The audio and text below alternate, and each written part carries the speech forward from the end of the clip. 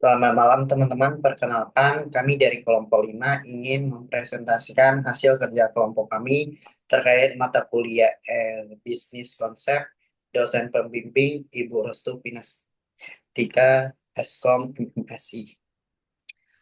Perkenalkan nama saya Novianto dengan NIM 28026186606. Perkenalkan nama saya Muhammad Diki Hadiansyah dengan NIM 25020095473. Perkenalkan, nama saya Anastasia Hasianuman Gaul dengan NIM 28026061133. Perkenalkan, nama saya Zahra Sabila Oktaviani dengan NIM 28026221166. Selanjutnya kita akan menjelaskan terkait tantangan Sunred pada platform e-commerce, yaitu ya masalah utama yang harus diperhatikan yaitu peningkatan churn rate, yaitu penurunan jumlah pelanggan secara cepat, menunjukkan adanya masalah serius yang mengancam keberlangsungan pada bisnis, yang dapat mengakibatkan bisnis tersebut akan menjadi lebih sulit untuk mendapatkan hasil yang lebih baik. Yang kedua itu penyebab umum, yaitu pengalaman penggunaan UX yang buruk, yaitu mungkin saja UX UI-nya mungkin kurang menarik sehingga banyak pengguna yang tidak yang sulit untuk mengaplikasikan platform tersebut. Yang kedua yaitu kualitas ataupun keterlambatan pengiriman rendah, yaitu bisa saja dari segi kualitas barangnya itu kurang sesuai sehingga menurunnya rasa percaya kepada e-commerce tersebut, yaitu komunikasi yang kurang efektif pada kedua arah. Yaitu berikutnya itu pentingnya analisis, yaitu untuk menangani churn secara efektif, perusahaan perlu untuk mengidentifikasi penyebab secara akurat. Dan kedua yaitu mengandalkan data dan umpan balik pelanggan. Selanjutnya yaitu pendekatan analitik strategis. Analitik strategis tersebut menggunakan 5 jenis analitik data untuk strategis retensi. Yang pertama yaitu deskriptif, apa yang terjadi. Yang kedua, diagnostik, mengapa itu terjadi.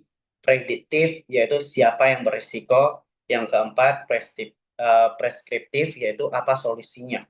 Yang kelima, kognitif, yaitu bagaimana merespon secara cerdas. Manfaat utama hal tersebut yaitu memahami masalah secara menyeluruh, merancang strategi retensi yang efektif dan berkelanjutan. Cara untuk menghitung churn rate-nya itu yaitu user di awal dikurangi user di akhir dibagi dengan user di awal dikali 100%, maka itu akan mendapatkan hasil penurunan pada hasil churn rate-nya itu. Yang kemudian selanjutnya kita akan menjelaskan tentang isi descriptive analytics. Apa yang terjadi? Descriptive analytics adalah proses analisis untuk memahami kondisi saat ini dari bisnis berdasarkan data historis. Fokusnya adalah menyusun gambaran objektif dan menyeluruh terhadap perilaku pelanggan serta pola-pola yang muncul dari data. Tujuan utamanya yaitu mengukur jumlah pelanggan yang churn dalam periode tertentu. Mungkin saja bisa bulan, kuartal, ataupun tahun. Mengamati perubahan perilaku pelanggan, seperti penurunan kunjungan ke situs, penurunan interaksi dengan promo, penurunan frekuensi pembelian. Selanjutnya itu yaitu mengelompokkan pelanggan yang mengalami penurunan aktivitas berdasarkan bisa saja wilayah geografis, kelompok usia, maupun frekuensi transaksi. Dan selanjutnya itu yaitu manfaatnya itu yaitu memberikan dasar kuat untuk analitik lanjutan, diagnostis dan prediktif, menyederhanakan data kompleks menjadi informasi yang dapat ditindaklanjuti. Selanjutnya, penerapan dan manfaat strategis di e-commerce. Contoh penerapan data yaitu membandingkan jumlah pelanggan aktif versus hingga per bulan, melacak rata-rata pembelian per pengguna, menganalisis waktu terakhir login, frekuensi kunjungan, dan respon terhadap promo. Selanjutnya itu visualisasi yang bisa kita gunakan. Grafik garis, trend churn rate per bulan, bar chart, Segmentasi pelanggan mulai dari usia, wilayah, dan metode pembayaran. Heat map itu yaitu jam aktif pengguna, dashboard, real time untuk tim marketing maupun operasional. Manfaat strategis yaitu menunjukkan tren yang nyata dalam perilaku pelanggan, membantu mengidentifikasi kelompok pelanggan berisiko tinggi churn, menjadi acuan untuk strategi retensi berbasis data, meningkatkan kesadaran internal terhadap kondisi sebenarnya, bukan sekadar intuisi. Contoh nyata yang bisa kita lihat yaitu ditemukan bahwa sebagian besar pelanggan yang churn berasal dari wilayah tertentu. Mungkin saja mereka jarang untuk membuka email promo dan hanya melakukan transaksi satu kali saja. Solusi yang kita dapat terapkan yaitu tingkatan komunikasi yang relevan buat penawaran personal untuk pelanggan baru. Slide selanjutnya akan dijelaskan oleh rekan saya. Oke, untuk selanjutnya kita bisa melakukan diagnostic analytics, yaitu mengapa pelanggan kita churn. Analitik diagnostik adalah tahapan lanjutan setelah deskriptif yang bertujuan untuk memahami penyebab utama churn melalui analisis data mendalam, bukan melalui asumsi. Tujuan utama dari diagnostik analytics yaitu menjawab pertanyaan mengapa pelanggan kita meninggalkan platform, menggali faktor pemicu churn agar intervensi lebih tepat sasaran. Penerapan dalam e-commerce yaitu analisis profil pelanggan churn mengenai waktu pembelian terakhir, wilayah, frekuensi interaksi. Kemudian bandingkan perilaku pelanggan loyal versus dengan yang churn. Gunakan metode statistik dengan korelasi dan regresi untuk mengukur variabel yang berpengaruh besar, misalnya keluhan, durasi pengiriman, dan lain-lain. Kemudian visualisasi yang direkomendasikan yaitu scatter plot yang berhubungan dengan keluhan dan churn. Matriks korelasi berkekuatan antar hubungan antar variabel yang berisi logistik, customer service, dan UX. Cohort analysis yang berisi perilaku berdasarkan kelompok pengguna, dashboard RCA, root cause analysis untuk manajemen.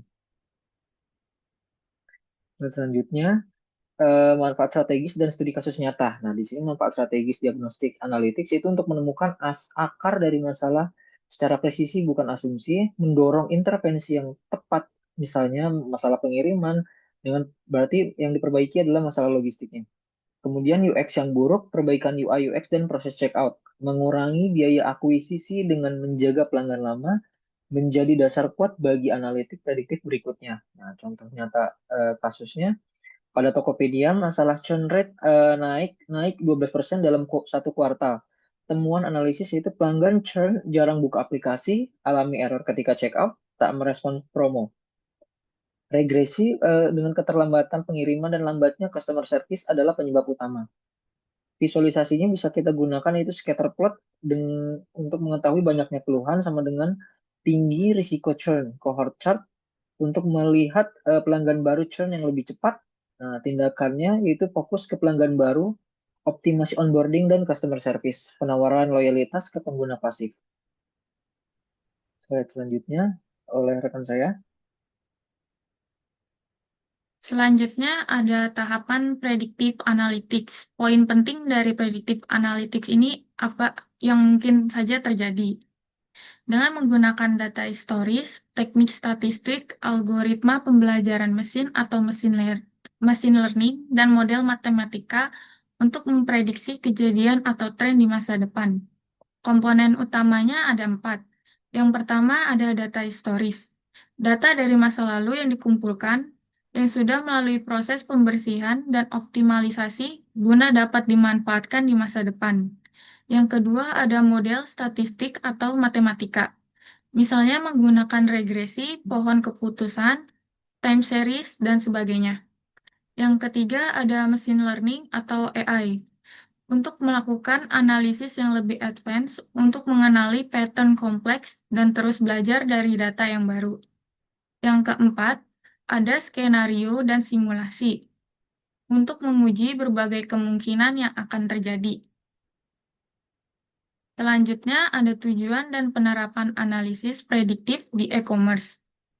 Tujuan dari analisis prediktif ini untuk meramalkan hasil tren dan perilaku konsumen di masa depan untuk dianalisis apa penyebab utama pelanggan melakukan churn. Yang kedua, ada upaya apa yang dapat membantu organisasi untuk mengoptimalkan sumber daya bisnisnya. Kemudian, ada pengambilan keputusan seperti apa yang sebaiknya dilakukan oleh organisasi. Selanjutnya ada penerapan dalam e-commerce. Menganalisis siklus pembelian berdasarkan data histori pembelian pelanggan sebelumnya untuk menyajikan penawaran yang relevan dengan minat pelanggan. Selanjutnya, menggunakan data histori untuk merencanakan persediaan stok organisasi dalam periode waktu atau musim tertentu untuk mencegah terjadinya overstock atau understock. Kemudian yang terakhir ada menggunakan data analitik historis untuk menganalisis hasil dari strategi pemasaran sebelumnya, dengan menilai dari segi efektivitas dan apakah dari strategi pemasaran sebelumnya memerlukan suatu perubahan atau ada hal yang perlu ditingkatkan lagi. Visualisasi yang biasa digunakan dalam tahapan analisis prediktif ini adalah dashboard interaktif, heat map, histogram, dan geomap. Selanjutnya akan dipresentasikan oleh teman saya. Selanjutnya ada prescriptive analytic, yang merupakan tahapan lanjutan setelah analitik prediktif dan memberikan rekomendasi tindakan terbaik berdasarkan data. Tujuannya adalah membantu pengambilan keputusan yang cepat, efisien, dan strategis.